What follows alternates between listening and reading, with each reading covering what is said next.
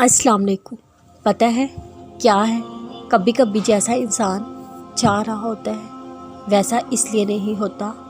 ہو سکتا ہے اگر اسے اس کی خواہش کی چیز مل جائے وہ دنیا میں ہی گم ہو کر رہ جائے، اللہ سے دور ہو جائے۔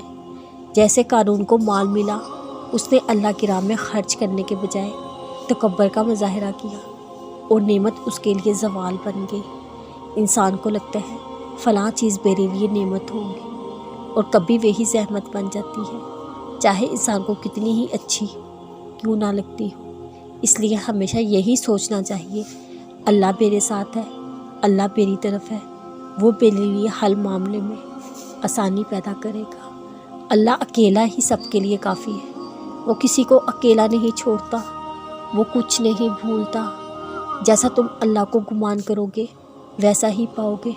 اگر اچھا گمان رکھو گے ہمیشہ تو ان ذرائع سے اللہ کی مدد آئے گی جہاں سے تم نے سوچا بھی نہیں ہوگا، کیونکہ اس رب کے لیے کچھ بھی ناممکن نہیں۔ جب اللہ خود انسان سے کہہ رہا ہے بے شک میں صبر کرنے والوں کے ساتھ ہوں، تو پھر اے ابن آدم تجھے کیسی پریشانی ہے؟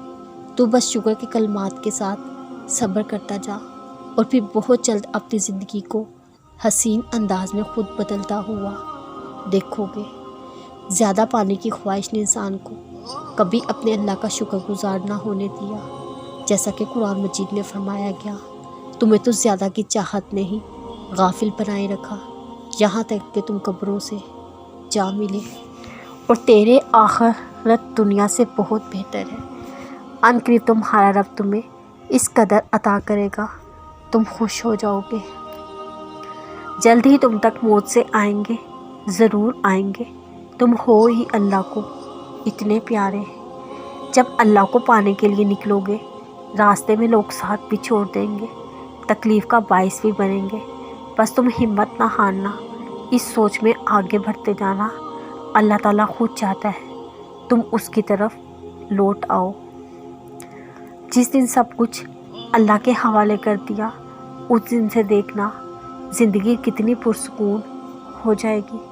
صرف اپنی چاہت کا مل جانا معجزہ نہیں، بلکہ اللہ کی رضا میں راضی ہو جانا بھی ایک معجزہ ہے۔ دل میں اللہ کی محبت اتنی گہری کر لو شیطان کے بہکاوے دلوں پر اثر نہ کریں۔